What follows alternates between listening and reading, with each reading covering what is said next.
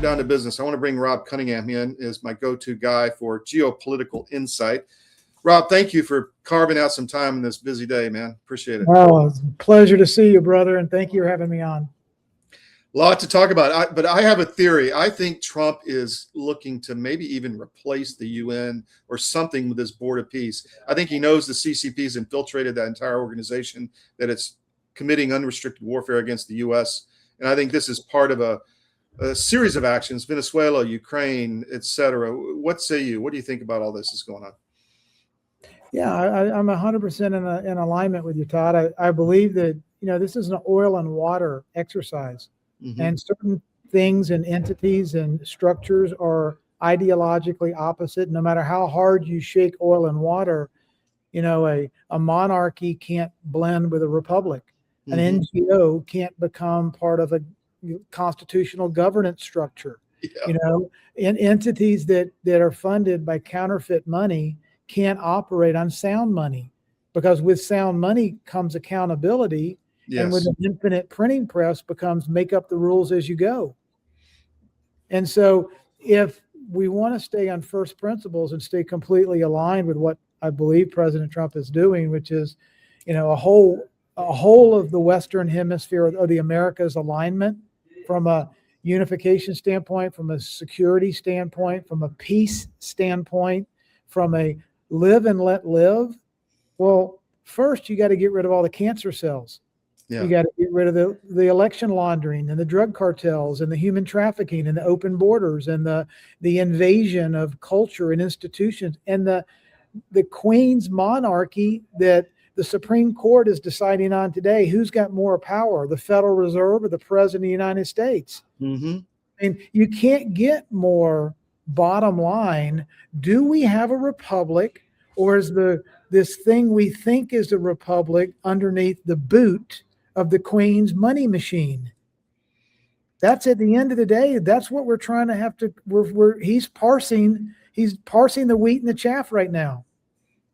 So I love having you on because you always cut right to the disease. You don't worry about the symptoms, and that is it. So I've noticed that the UK is probably, if not one of the big ones, they're the main instigator of all of this happening in Ukraine. They're pushing. I saw, the UK talking about going into Greenland now. I mean, this is, as you say, the old British Empire wanting its colonies back. Is that in a very deceptive way? Is that what's happening? Oh no, they want their world back. Yeah. It's not just their colonies. That's their hub. Their headquarters is the 1 square mile on the Thames, known as the City of London. This goes back, Todd, to a virulent ideology that reads something along the lines of, I care not who makes a nation's laws as long as I print the money. Yeah. That's Nathan Rothschild. Okay. So the money printing operation, from the City of London, from the Roman Empire to the Vatican, to the MI6, CIA, the Act of 1871, the 1913 Federal Reserve. It's you can't serve two mammons, right? You can't serve two masters, right? It's God or money. Well, who's been providing the world reserve currency for 80 plus years? And who has to supply that world reserve currency, and who prints it, and who gets to audit how much they print, and who gets to audit what are the conditions of printing it, and who gets it under what are they obligated to once they get this counterfeit money? And that entire apparatus is what was used to go after Trump, to get rid of Trump, to close down the borders, to attack us, to impeach him twice, to Russia, to do bankroll him, arrest him, drive him into Fulton County and give him a mugshot. The entire architecture of this money changer system is at risk as long as Trump is breathing oxygen. And that is the root cause of you can track every behavior and every policy speech and every, Canadian prime minister capitulation. And if you look at the map, there's a group of ladies from Promethean Action that are just remarkable, Todd. I mean, they are phenomenal researchers. But again, if you look at the Earth from the top down, like on a map, and you see the strategic importance of why Greenland is kind of the only barrier between London and Canada and the North Americas. And it's got such a strategically important landmass there.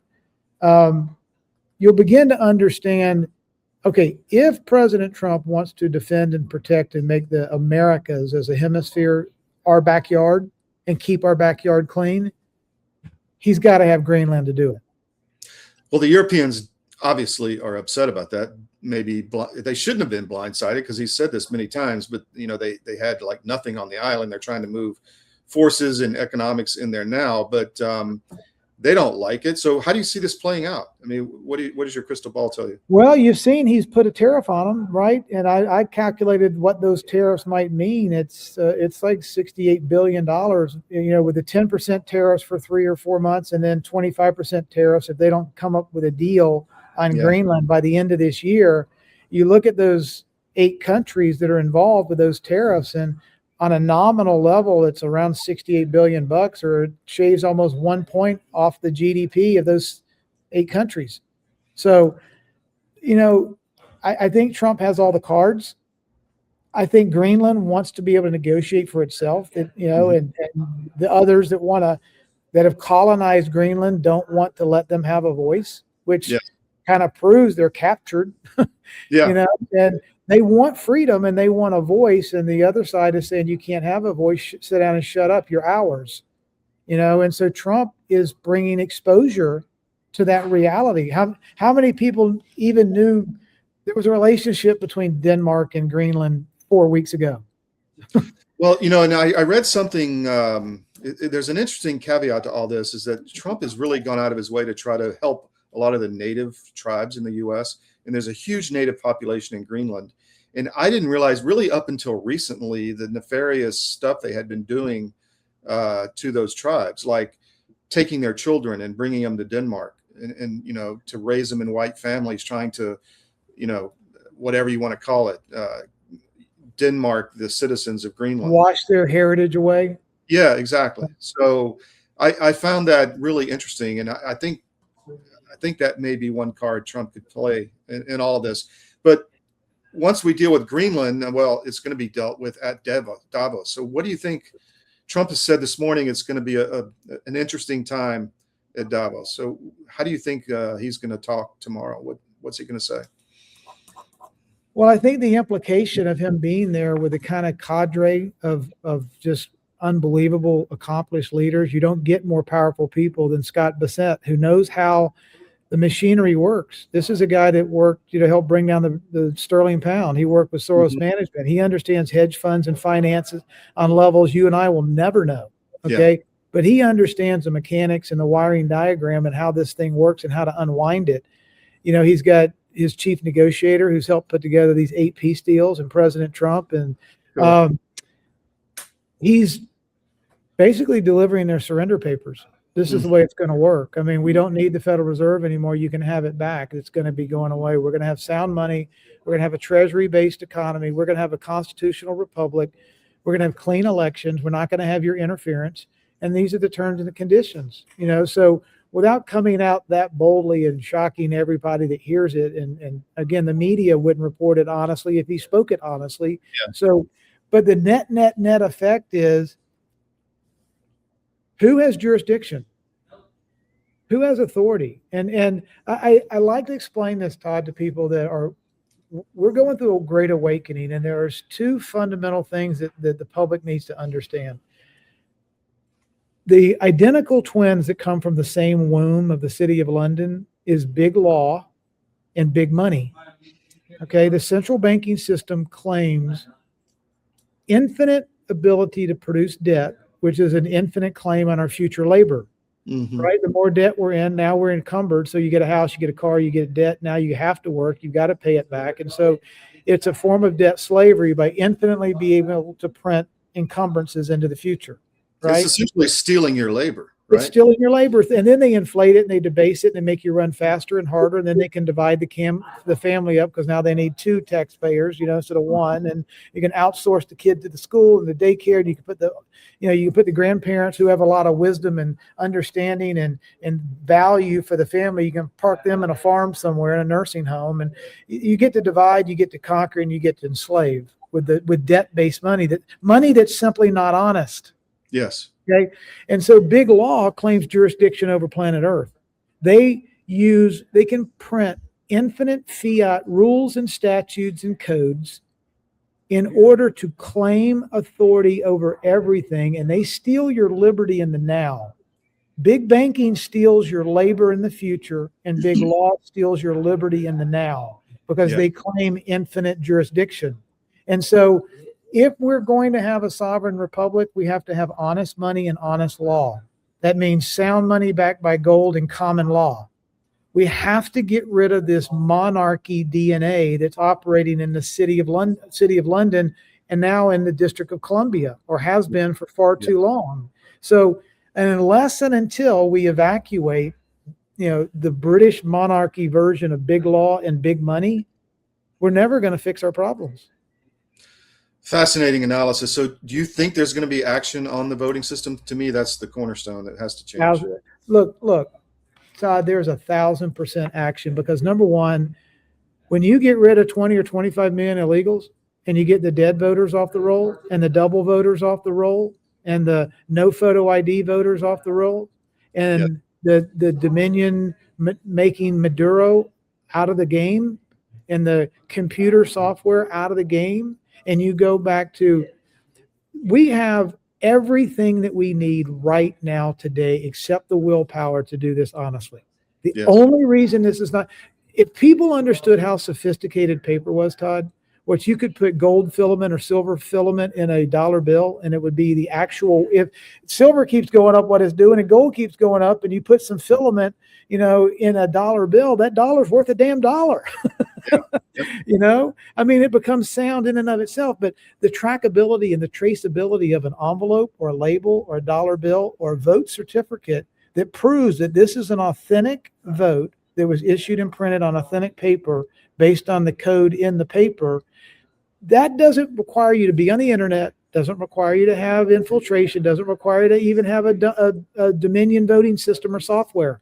Okay. But we can have voter ID, voter eligibility, same day voting, same day results with everything that we have right now, make it 100% constitutional. The only thing that's missing is willpower. And it's definitely not in Congress. So where is that going to come from in your view? I do believe look, it could come organically and that would be great. It could come through executive order. It could come through a state of emergency. It could come through the Insurrection Act. I'm not an expert, Todd, but I do believe if we have hijackers in the cockpit and we need to get good pilots back in so we can fly our airplane safely, for a commander in chief to leave the hijackers in the cockpit of this thing called America, and we think we're voting or we think we're ordering a gin and tonic and it's really spiced with arsenic, why bother? Why bother? We have to have honest elections, honest money, and honest law, or we don't have an honest republic. If we don't have honesty and accountability, we're kidding ourselves. So Trump has threatened the Insurrection Act. Do you see that coming? I think it's just a timing issue at this point, but what do you think? I do too. I think, the Bushes have used it. Other presidents have used it, in a period of time when you have the mayor of Minneapolis coming out and saying, my citizens are begging me to get my 600 police officers to fight and go to war with the 3,000 ICE agents, you have a problem on your hands. Yeah. When you have a mayor who's not willing to listen to a federal edict to keep the people safe in any city, and this guy's playing politics and acting like he's got a moral dilemma as to whether he should unleash his Minneapolis police on ICE agents. I think that's a bridge too far, and I think he's 100% within his right to say, we are going to keep civil society. This isn't about politics. This isn't about me winning. This is about common decency and public safety. So how would you, I've always wondered if you do, I think this is a couple of airborne battalions out of Fort Rich in Alaska that they're looking at. I flew up there. They've all been through cool school. They understand how to operate in cold weather. That's probably why they've been tagged, because it's really cold right now. And they have all the gear and all this stuff. But if they come in, I mean, I don't see them like arresting people. I could see them supporting the federal police, the ICE agents, and preventing crowd disruptions, that kind of thing. What do you think? Well, but the point of the matter is, these agitators paid by Soros and MI6 and CIA and, whoever else is paying them to be there, they're being paid a healthy sum of money to not sit there and drink a Starbucks coffee. They're going to try to stop things. They're going to try to stop an arrest. They're going to try to stop somebody serving a warrant. They're going to try to stop putting somebody in the back of a car. And at the end of the day, these people are going to more than likely have to be deputized with sheriff type authorities to arrest people when they do, in fact, get in the way. I mean, let's get how decent this conversation is, Todd, about how do we gently apply the law, but do the right thing when the other side wants to put Tina Peters in prison for life, and they want to go to an abortion clinic and arrest you for praying outside of an abortion clinic. But if we try to uphold the law, they want to go to war with us. Well, there was an incident in Miami this week where some comments on social media were made about the mayor that unflattering, and the police showed up to check the woman's phone. I mean, that's UK level stuff, man. That just cannot happen. Cannot happen. It cannot happen. Yeah. Silver and gold, where does it keep going higher? I think probably yes. Yeah, brother. The unwinding of the manipulation of these two markets is. I mean, I think the book since '71 when we went off the gold standard, I believe that the U.S. Treasury, according to Scott Bassett, has gold on the books at $47 an ounce or something like that. Mm-hmm. And here it is at God only knows where today, and silver is pushing $100. I mean, these things going up are more a reflection of how fast the U.S. fiat dollar is deteriorating and dying than it does the true value of what, an ounce of gold. I mean, it's a manipulation unwind. It's bringing down the ability for QE to happen, for them to print infinitely. In combination with that, it's it's like this fiat dollar is an ice cube on a Bahama beach, and it's just melting in your hand. And so the smaller the ice cube gets, the more ice cubes you need to buy an ounce of gold or an ounce of silver, right? Because it's the underlying asset that silver and gold are denominated in that are becoming worth less and less. So you have to give the sellers of gold and silver more and more because the stuff that you have is evaporating.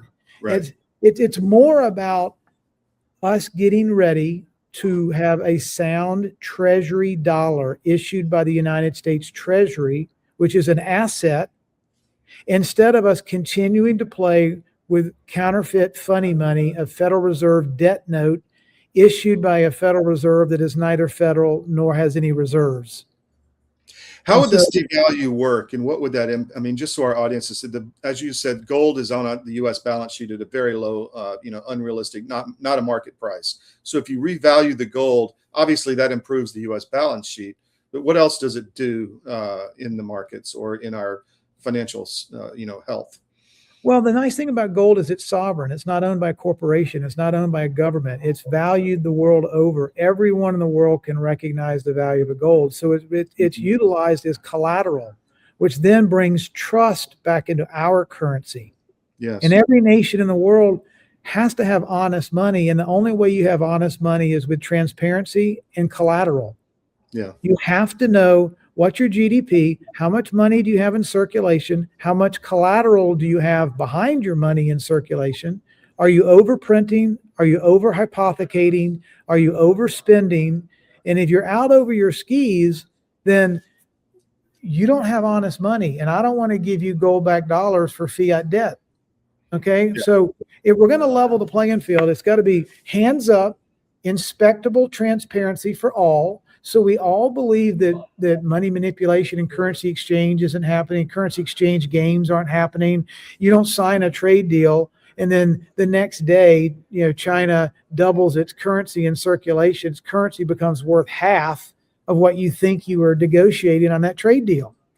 You thought you were going to be trading with some US dollars and boats and cars and land and wheat and gold and manufacturing and computer chips. And part of that mix is a US dollar and a Chinese yuan. If you devalue the yuan 24 hours after we have a trade agreement, you just screwed over the trade agreement. Right. And Trump has been talking about this for 50 years. You know about currencies better than anybody, Todd.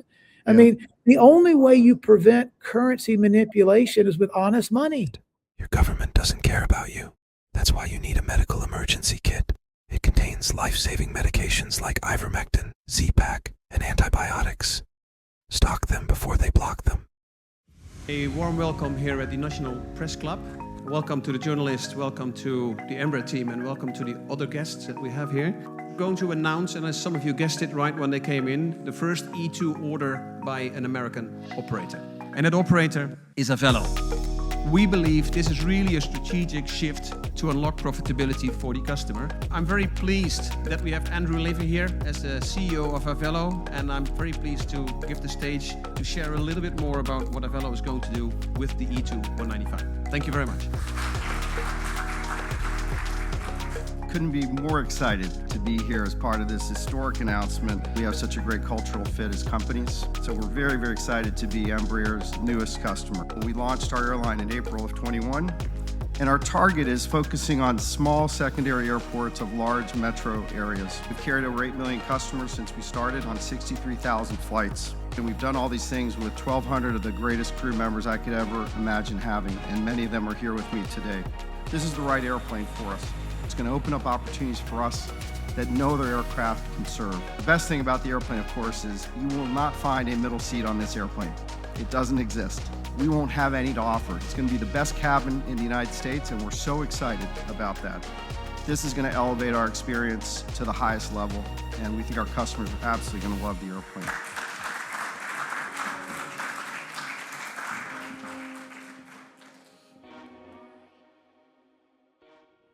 So true. Let me ask you about Newsom. I mean, he's obviously running, but he's destroyed his credibility, right? Does he have any chance in 28, do you think? I think the greatest asset in the world that Newsom is providing is Trump is putting a spotlight on him, and he is as bad as Maduro could ever be from a fraud standpoint, from an immigration standpoint, from a lack of morality standpoint, from a trafficking standpoint. California is a hub of hell. And he's at the hub of it. If we can go get Maduro and his wife, California's can't be that hard. You know, so the question is he serving a purpose and waking people up to saying, wait a minute, Maduro's so bad, he did what he did. Why are we letting Gavin Newsom get away with it in California? You know, I think it's a matter of timing. It's not a matter of is this guy unquestionably rogue and anything but what America stands for. There's no doubt about that. The question is, what do we do about it? I agree. We'll wait and see on that one. I got a comment from Super Buff Shaft. He says, notice the talk about looking into Fort Knox went away real quick. Do we have any gold in Fort Knox, in your opinion? Well, you know what I think is ownership is probably more important than location. Okay. If I have title to a car, whether it's parked in the Bahamas, Georgia, Canada, or Hawaii, I still have title, right? So where the assets are they there for Fort Knox? Are they there at the Pentagon? Are they there underneath the White House? And the new construction is just a facade? I mean, you know, is someone holding title for us in custody in the Bahamas? I don't know. And I do think it's important that we do, at some point in time, we are going to inventory our gold, and the president has every right in the world to mark it up to $10,000 or $20,000. It's constitutional, it's prudent, and it's part of the executive branch's authority. So it's not illegal and it's not wrong. Gold is not worth $47. He has every executive right, law, and authority to not only inventory. I mean, is it under the Federal Reserve? The Federal Reserve won't let us look. Yeah. Could it be hidden underneath?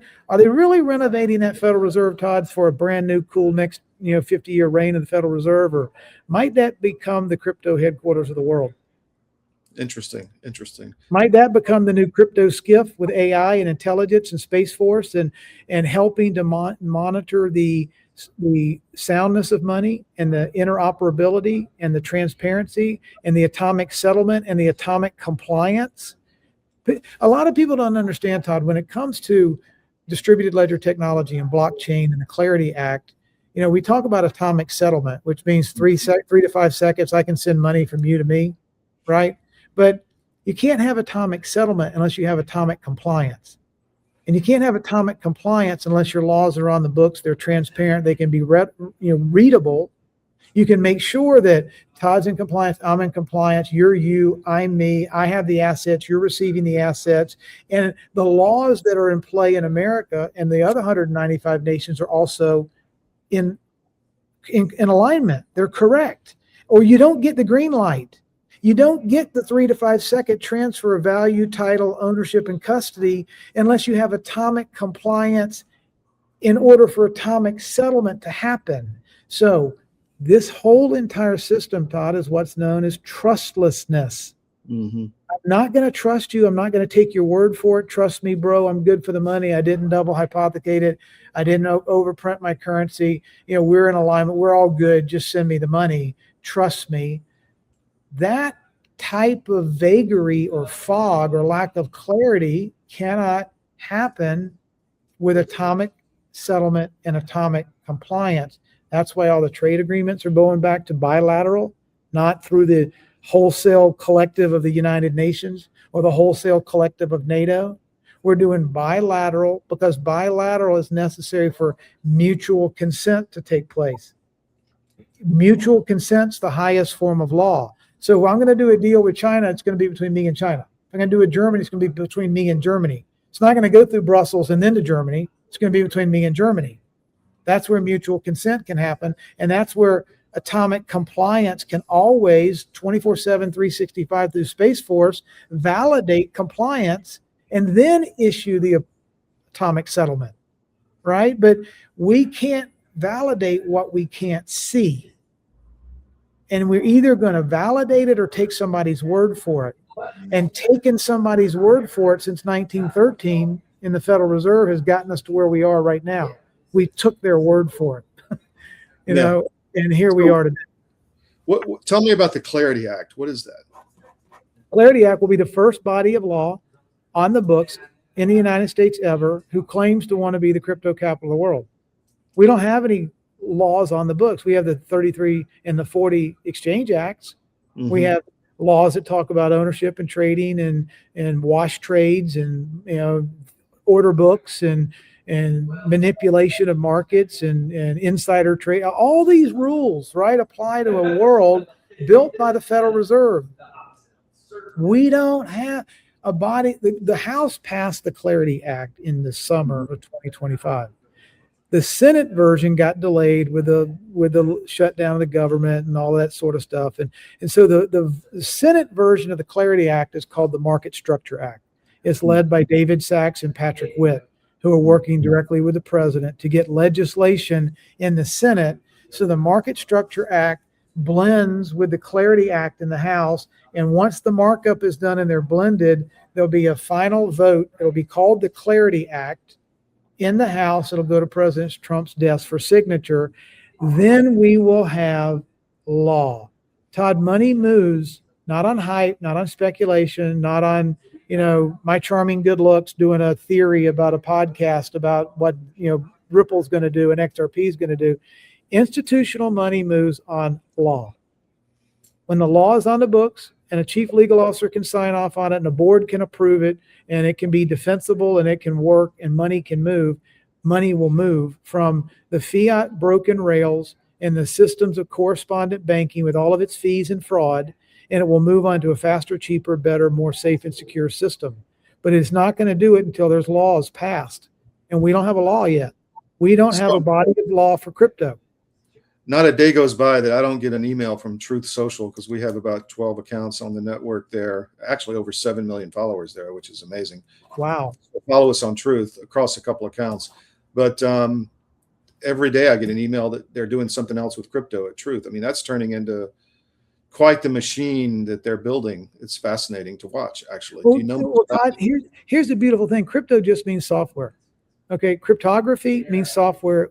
built in with numbers and security so that things are there. But if we want to have transparency, accountability, and honesty in government, well, we know in government we trust, in the Fed we trust, in politicians we trust, is not the formula. It's in God we trust, right? Well, one of God's greatest laws is math.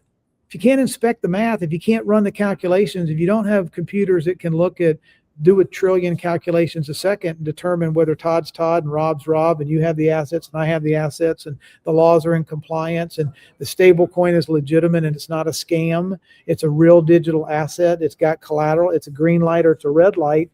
Unless you have transparency, then we cannot. And I would rather trust God's math that's verifiable than any politician whose lips are moving. What about quantum? Is it going to interrupt this whole system or elevate it? I think it's going to elevate it. I mean, look, we've been culturing and creating since the time we did the dial phones and the thing up to our ear, and then we had the rotary phone, then we had the push button phones, and now we have a smartphone. I mean, we're put here to culture and innovate and create. We are creative co-creators created by the creator, right? So we're supposed things, AI, quantum computing is not good or bad. It's the hand on the quantum computer that's good or bad. The gun's not good or bad, right? So the fact that we can, do calculations, a trillion calculations a second at the speed of light and give us a mathematical formula that's true or false, is cool. Now, people are afraid, oh my God, it's going to take all of our jobs. Well, not necessarily. I mean, look at the phone industry. Look at the cell phones and look at the smartphones. And do we have more employees and more revenue and more productivity around the world because we went from the dial-up to the smartphone or less? No, you're right. Innovation is the key. That is for sure. Innovation's not bad, but evil will always exist. So the point is we have to keep our eyes on evil and innovate. We can walk and chew gum.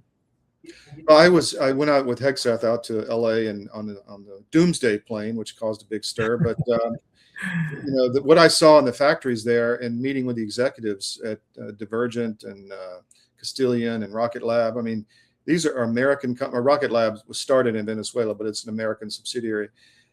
They're hiring Americans. I looked out, there was no DEI workforce there. It was Americans, men and women in there, just wanted to be cool and make something.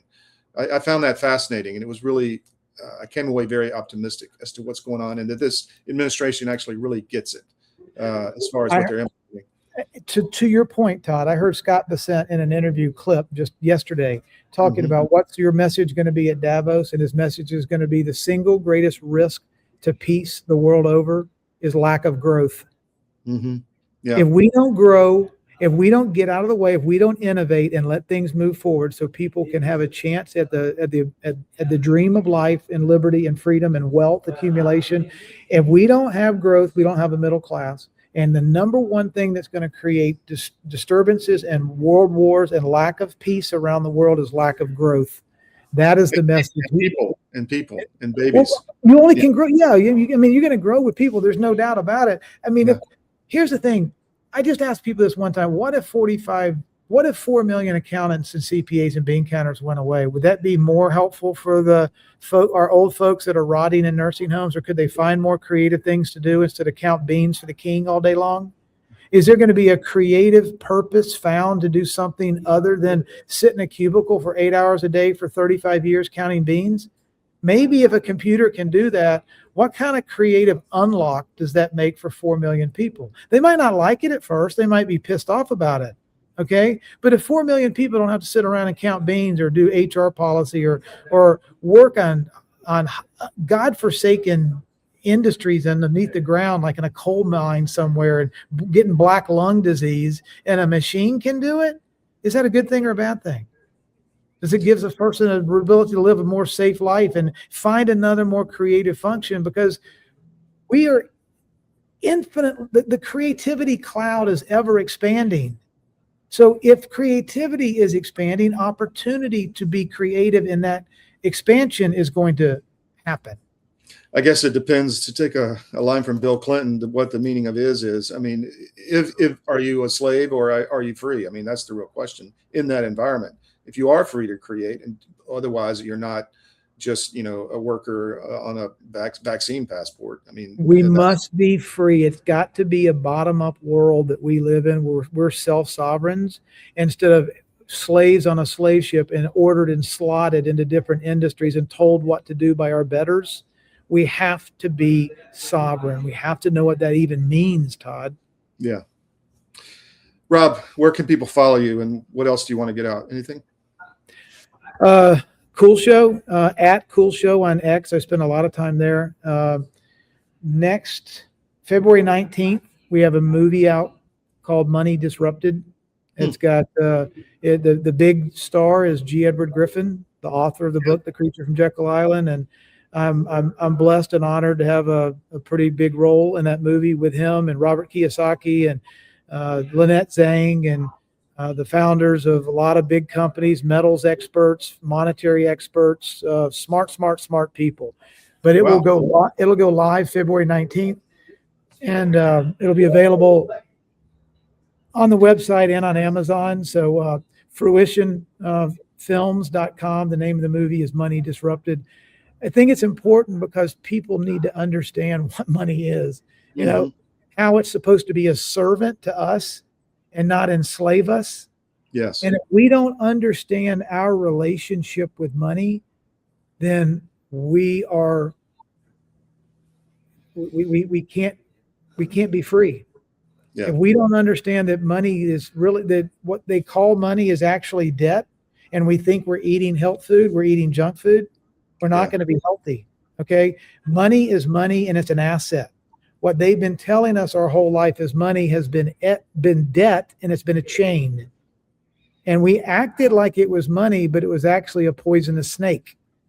And until Americans can get their head around that concept, Todd, it doesn't matter how much you know, or I know, or Trump knows, or the Treasury Secretary knows. We, the people, have to know this.